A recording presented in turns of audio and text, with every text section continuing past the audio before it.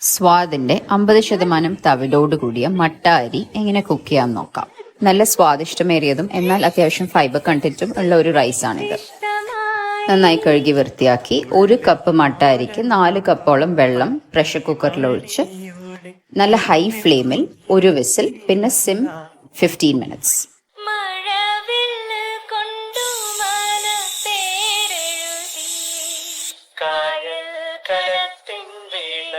കുക്കറിന്റെ ലിഡിൽ നിന്നും വാഷർ എടുത്ത് മാറ്റി അതുപോലെ ക്ലോസ് ചെയ്ത് ഡ്രെയിൻ ചെയ്യാവുന്നതാണ്.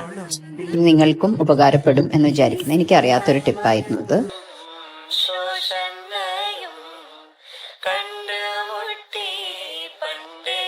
ബ്രൗൺ റൈസ് വൈറ്റ് റൈസിനേക്കാളും മെച്ചപ്പെട്ടതാണോ?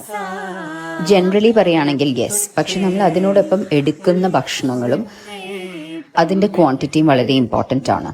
ആവശ്യത്തിന് പ്രോട്ടീനും വെജിറ്റബിൾസും എപ്പോഴും ആഡ് ചെയ്യാൻ ശ്രദ്ധിക്കുക.